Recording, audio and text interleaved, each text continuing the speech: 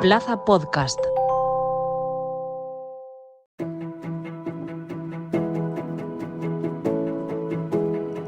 El Senado de Alicante Plaza.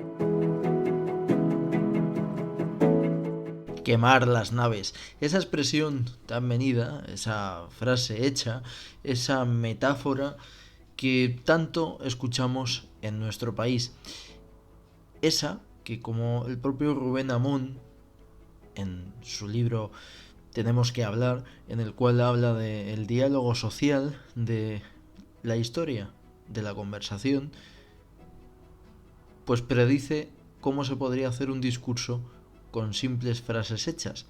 Pero frases hechas como esta, la de quemar las naves, que nació, inspirada en 1519, cuando Hernán Cortés decidió quemar sus naves para que sus hombres conquistasen México. En esa conquista de México, que en la realidad histórica no fue así. No quemó las naves literalmente, sino que simplemente las inutilizó para que sus soldados no regresasen y pudiesen culminar esa conquista. Una conquista y una lucha, un quemazón naviero que también llevó a cabo Alejandro Magno, que se le consideró también un referente en esa estrategia militar y que a día de hoy hemos trasladado, hemos contemplado y hemos creado nuestros propios mitos. Una estrategia militar que también es política, que busca precisamente pues sacrificios para un bien mayor.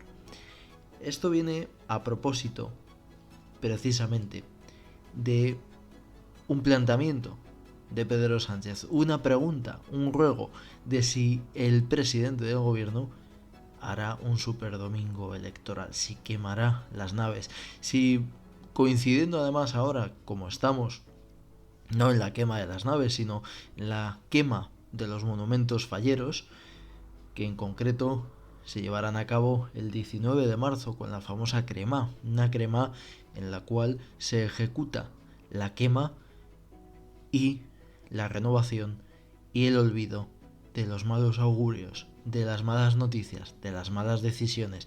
¿Quién sabe si Pedro Sánchez quemará las fallas y quemará las naves precisamente para arrepentirse quizá de los pecados cometidos, de las faltas perpetradas por sus amigos, por sus aliados? Bienvenidos al Senado de Alicante Plaza y les habla Jorge Brugos. Comenzamos.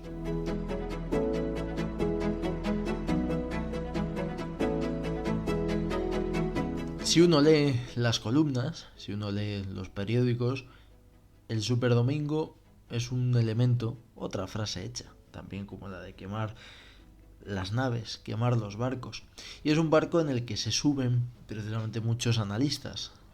Ese paradigma de superdomingo electoral en el cual uno pone toda la carne en el asador, permítanme ustedes a mí utilizar esta expresión, a pesar de que estamos en tiempo para algunos de vigilia, permítanme también este humor, pero el que parece que está siempre en tiempo de guardia, en tiempo cuaresmal, es precisamente el presidente de gobierno, en el cual no deja de crear una especie de mito, de sacrificio, de mártir, y que estamos viendo cómo está viendo pues un enemigo común, o está intentando crear un enemigo común, que es el señor Donald Trump y su quizá absurda guerra de Irán.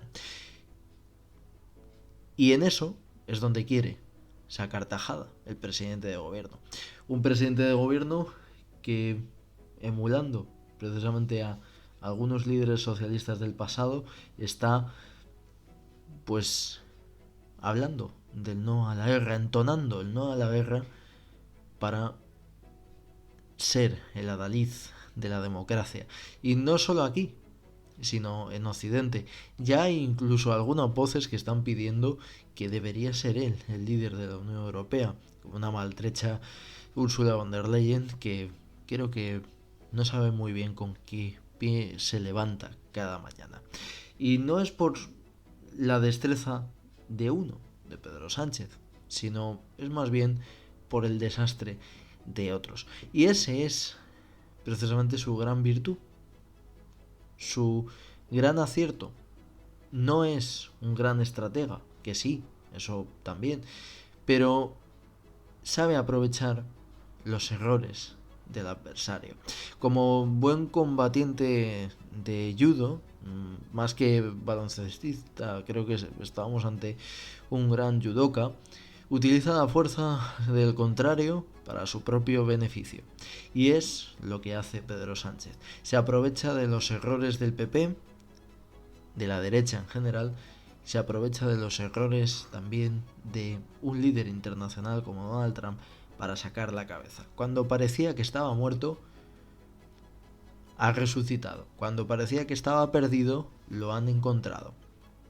Y en estos análisis periodísticos también es muy recurrente ver titulares y columnas que llevan el título de Pedro Sánchez está muerto, o el sanchismo está muerto, o el ocaso del franquismo. Se repiten y repiten sin cesar, como ocurrió en 2023. En 2023 también le dieron por muerto y ahí sigue. Y el otro día, cuando le preguntaban si quería seguir, se reía y decía que para su desgracia sí, que iba a seguir. Le encanta hacer lo contrario de lo que piensan los diferentes. Y en este alarde y en esta maquinaria que estamos hablando, no solo partiendo por un superdomingo que parece irreal, sino también de una estructura mediática en la cual pues no sabemos muy bien quién ha disparado primero, o más bien, hablando precisamente de espíritu fallero, quién ha sido el primero en encender la mecha de relato. Me estoy refiriendo al cambio brusco de Vox, que empieza a ponerse verde, no solo por sus siglas, sino porque partía como una alternativa seria de gobierno y ahora diferentes noticias, y no filtradas, sino incluso provocadas por ellos mismos, empezando por líderes como el murciano Antelo o el madrileño Ortega Smith, que dicen que eso es un polvorín. Y más que un polvorín, una especie de cuartel general en el cual nadie puede salir sin el permiso del líder. Algunos ya se preguntan qué sentido tiene votar un partido con ese talante. Y en esa transferencia de votos, o en esa transferencia espiritual de gente que iba a votar a Vox y ahora quizá ya no le vote por las últimas noticias, habría que preguntarse quién sale ganando, el PP o el PSOE. El PP coge aire ante un Vox que se desinfla, por lo menos en el relato, y que genera ese cierto miedo. Pero un miedo que habrá que ver si no le sale por el tiro de la culata al PP y que beneficie al Partido Socialista, como ya ocurrió en 2023, y creo que es lo que todo indica que es el camino que va a tomar Pedro Sánchez. Precisamente esperando y quemando las naves de sus políticos municipales y autonómicos, espera que los pactos del PP con un Vox que algunos ya perciben como un partido autoritario, pues le salga de cara a Pedro Sánchez. Como a la hora de la verdad siempre le ha sido a él, porque él no piensa en el Partido Socialista, él solo piensa en su figura. A él, que el Partido Socialista pierda poder territorial, no le quita el sueño. En ese colchón que ya dijo en el manual de resistencia que había cambiado de la etapa de Mariano Rajoy. Mientras él siga durmiendo en la Moncloa, le da igual que María Jesús Montero no duerma en el Palacio Presidencial de Andalucía, de cuyo nombre Ahora sinceramente no me acuerdo, disculpen ustedes. Uno no puede llegar a todo, ¿no? Pero el que sí llega a todo es Pedro Sánchez. Y ahí está. Y precisamente con sus palabras tampoco mete mucho la pata. Algo que sí que hace la derecha. Parece que, como dice Federico Jiménez Los Santos, que cuando llegan a Génova, algún tipo de ínfula o de contaminación o el agua, no sabremos qué, pues hace que uno diga cosas que en otras circunstancias no diría. O incluso se crean una especie de guiñoles propios, como el otro día Feijóo jugando al balonmano, que tenía buenas dotes, pero habrá que preguntarse si era el momento. Y en ese momento en el cual Feijóo tiró a meter un gol al mejor portero del mundo, pues estaba Pedro Sánchez preparado para ver si consigue meter el penalti, que es el que le hará ganar la liga.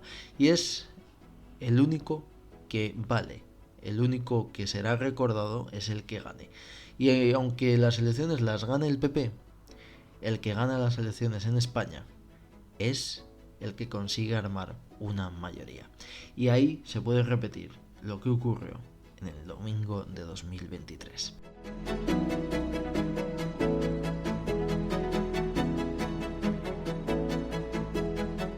Nos vamos como siempre a nuestra librería de cabecera particular. Siempre digo que el Senado tiene la suya y el Senado de Alicante Plaza, como no podía ser de otra forma, también tiene la suya propia. Y tengo aquí en mis manos un libro de un autor que sus obras nunca dejan a nadie indiferente, José Antonio Zarzalejos, que nos cuenta en La huella de Pedro Sánchez precisamente la importancia y cómo ha querido trascender y cómo está consiguiendo trascender en la historia de la democracia española. Porque a diferencia de otros presidentes que simplemente han querido gestionar, se han centrado en los números, el presidente de gobierno va más allá. Quiere ser recordado. Acuérdense de esa pregunta que le hizo el presidente de gobierno al breve ministro de Cultura, Maxim Huerta, ahora Máximo, que cómo creía que iba a ser recordado. No el ministro, sino el propio Sánchez. Y con ese manual de resistencia que él mismo escribió, aspira a resistir, no solo en el poder, sino en la memoria de los españoles. Muchas gracias por escucharnos, sean buenos, sean felices y hasta pronto. Un gran abrazo.